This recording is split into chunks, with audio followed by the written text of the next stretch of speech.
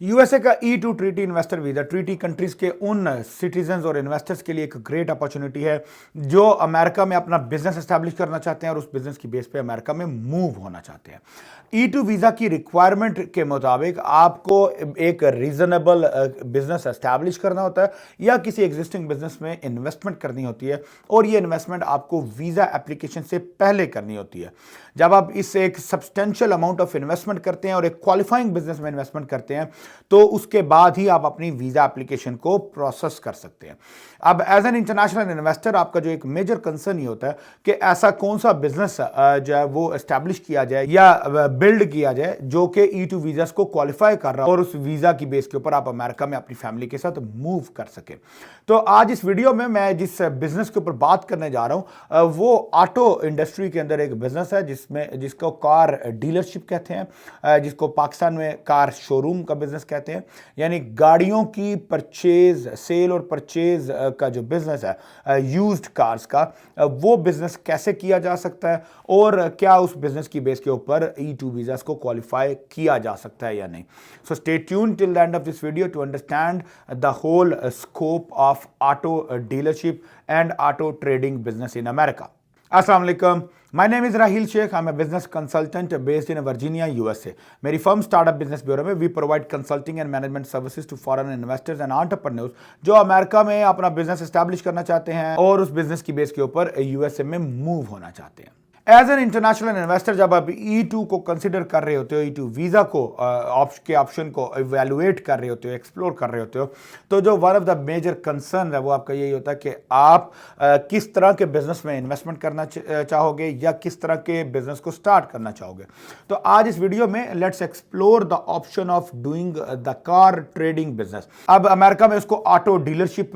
के नाम से इस बिजनेस को जाना जाता है कि आप एक यूज्ड कार का जो शोरूम है वो डेवलप करते हो या आप यूज्ड कार के एक्सपोर्ट्स के बिजनेस में एंगेज होते हो। अब होता यह है कि यहाँ पे जो ऑटो डीलरशिप का जो बिजनेस है वो सबसे बड़ा उसकी जो डिपेंडेंसी है वो होती है कार ऑक्शंस के ऊपर। अब ऑक्शंस क्या होती है कि बेसिकली चूंकि majority of the cars in America are been financed by the bank, तो जो गाड़ियाँ जो बैंक की तरफ से रीपोजेस होती हैं फ्रॉम देयर कस्टमर्स जो रीपेमेंट नहीं कर पाए किसी भी वजह से, तो बैंक रिपोजेस करता है कार्स को या किसी और वजह से अदर देन द फाइनेंस, कोई डेथ की वजह से या कोई लीगल सिविल मैटर्स की वजह से, कोर्ट की वजह से गाड़ियां ऑक्शन में आती हैं। So there are state auction houses जहां पे जो है वो ये यूज गाड़ियों की ऑक्शंस होती है। And so there are two different type of auctions. One is for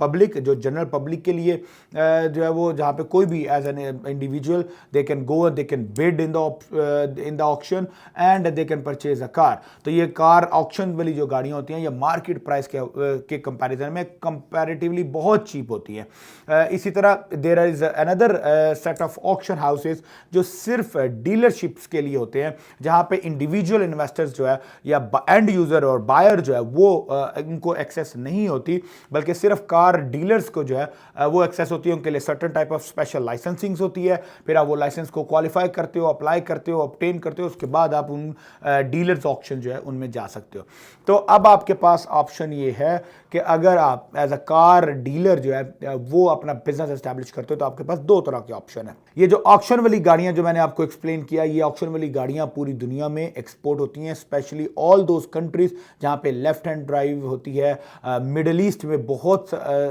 high volume पे ये गाड़ियां जो है वो एक्सपोर्ट होती हैं, American cars, and they have a very big demand over there. तो अब आपके पास दो तरह के जो ऑप्शन है, या तो आप लोकल लेवल पे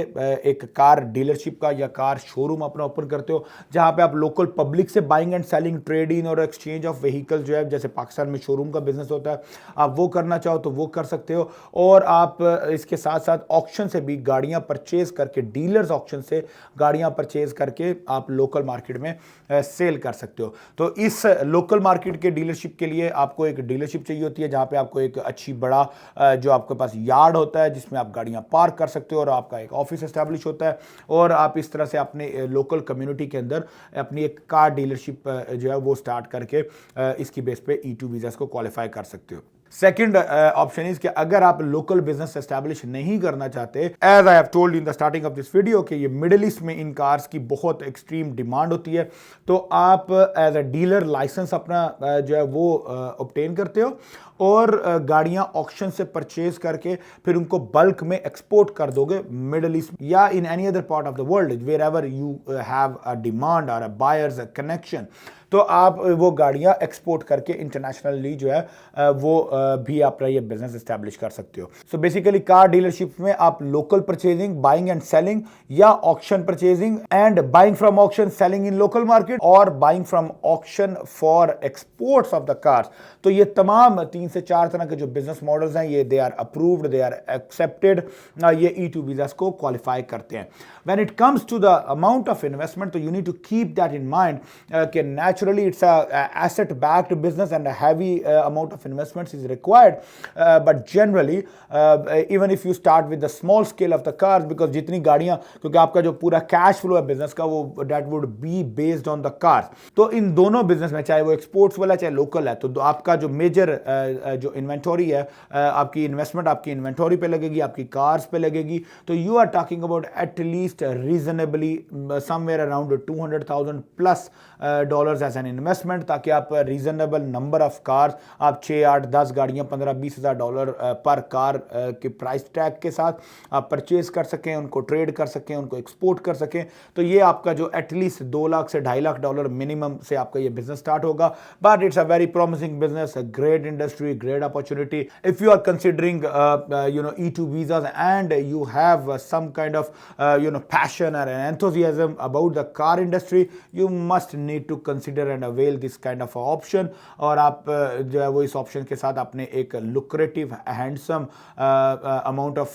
जो रेवेन्यूज हैं वो जनरेट कर सकते हो और बिजनेस की सक्सेस को भी एंजॉय कर सकते हैं। तो यूएस बिजनेस से रिलेटेड या E2 वीजा से रिलेटेड आपको कोई मजीद क्वेश्चन हो, कोई कंसर्न्स हो, तो feel free to reach out to me and my team would be happy to address all of your concerns. Thank you so much. अस्सलाम वालेकुम।